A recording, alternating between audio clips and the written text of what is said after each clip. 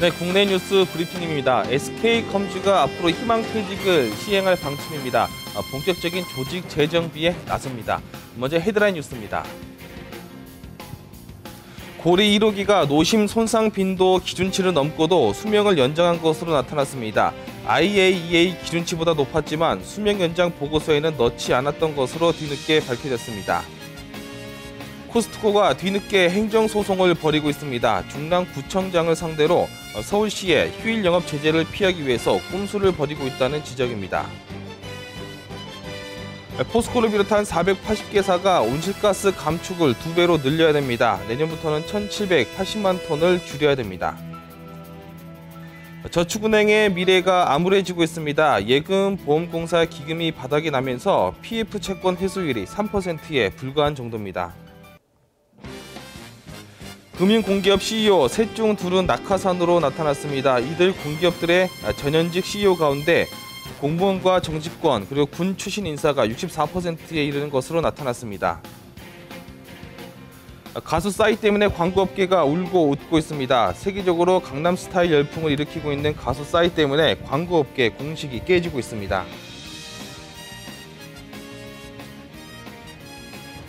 네, 첫 번째 조간신문은 먼저 한겨레 신문부터 한번 살펴보겠습니다. 고리 1호기 노심 손상 빈도 측정치를 놓고 기준치가 넘었음에도 불구하고 수명을 연장했던 것으로 뒤늦게 밝혀졌습니다.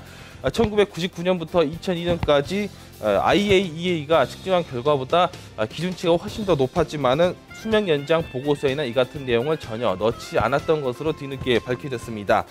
고리 1호기가 수명이 30년이 이미 끝났음에도 불구하고 2008년 1월부터 10년 정도 더 연장해서 가동 중이었던 것으로 조사 결과 나타났습니다.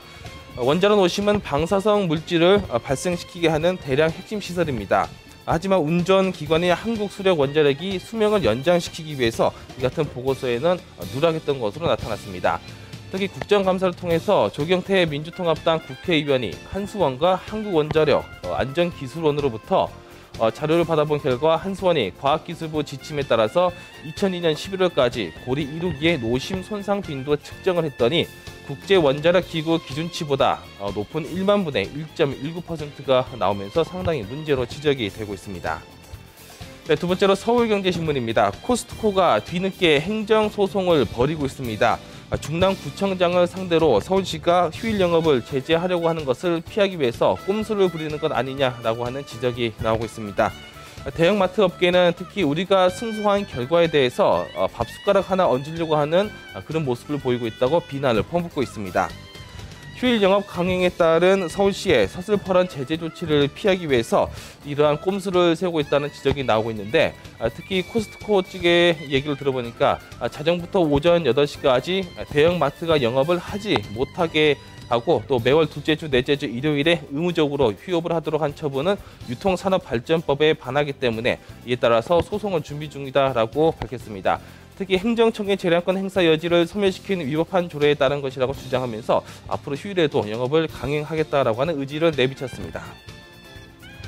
네, 다음으로 매일경제신문입니다. 포스코를 비롯한 480개사가 앞으로 온실가스를 2배 이상 지금보다 감축해야 됩니다. 내년부터는 1,780만 톤에 가량 당하는 이산화탄소를 줄여야 됩니다. 내년도 온실가스 감축안이 이제 본격적으로 모습을 드러냈는데 생산 현장의 기업들에게는 매우 민감한 사안이어서 벌써부터 그 평가 내용에 주목이 되고 있습니다. 정부가 어제 480개 기업을 대상으로 발표했던 내년도 온실가스 감축 계획을 들여다보니까 온실가스 배출 허용량이 예상 배출량 대비 1,783만 톤 정도 줄어든 5억 7,194만 톤 정도였습니다. 감축률을 따지면은 3.02%로 작년 1.42%보다 오히려 2배 정도 더 늘어난 셈으로 볼 수가 있습니다. 부문별로 배출량을 보니까 산업이 가장 많고 발전 부분 그리고 폐기물 부분, 교통 부분 순으로 나타났습니다. 감축률은 폐기물이 4.67%, 그리고 건물 부분에서 4.6%, 발전 부분에서 3.02%, 그리고 산업 부분에서 3% 정도 이렇게 감축해야 되는 것으로 최종 집계가 됐습니다. 네, 경향신문입니다. 자, 일면 기사를 보니까 앞으로 저축은행의 미래가 더 암울해지고 있다는 내용으로 보도하고 있습니다. 특히 예금보험공사의 기금이 바닥이 나기 때문에 프로젝트 파이낸스 채권 회수율이 또 3%에 불과하다는 소식이 나오고 있습니다. 예금보험공사의 기금이 바닥이 나면서 앞으로 저축은행 구조조정이 어려움을 겪을 것으로 예상이 됩니다. 자산관리공사는 저축은행의 부실을 점차 줄이기 위해서 PF 채권을 사들이고 있지만은 채권 관리를 제대로 하지 못해서 기대했던 효과를 거두지 못하고 있습니다.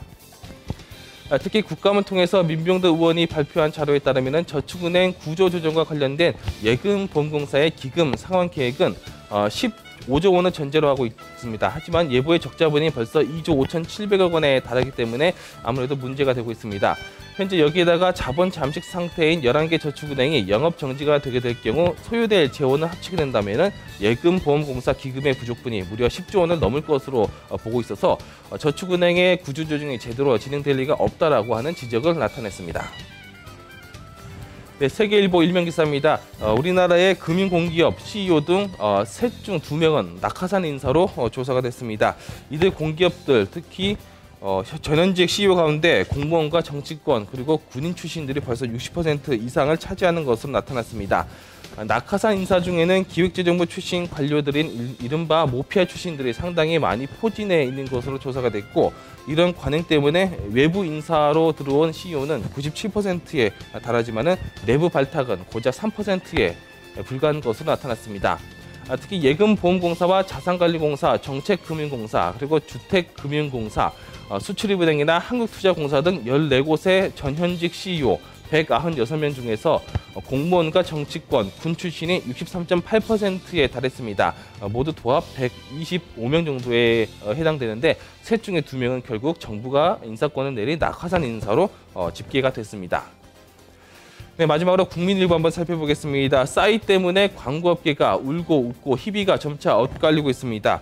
세계적으로 강남스타일 열풍을 일으키고 있는 가수 싸이 때문에 광고업계의 기존적인 공식이 깨지고 있다라고 하는 소식을 전하고 있습니다. 싸이를 광고 모델로 쓴 업계들의 희비도 점차 엇갈리고 있는데 싸이의 인기가 점차 국제적으로 높아지면서 싸이를 제품 광고로 기용한 업체들이 톡톡한 홍보를 노리고 있습니다. 하지만 계약이 만료돼서 싸이의 광고를 더 이상 쓸 수 없는 업체들은 오히려 마이너스 매출을 기록하고 있다고도 합니다.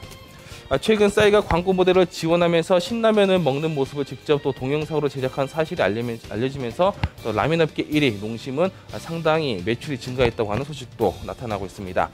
CJ제일제당 역시 싸이가 본격적으로 주목을 받기 시작한 8월부터 헛개 컨디션 광고를 선보여서 또 좋은 반응을 계속 얻고 있습니다.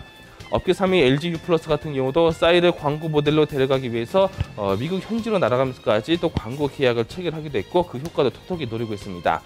현재 싸이는 삼성전자를 비롯한 10곳과 광고 모델 계약을 맺고 있고 또 하이트 진로 같은 경우는 맥주와 소주 2가지 제품을 동시에 또 광고 모델을 하고 있는 새로운 기록도 달성하고 있는 것으로 나타났습니다.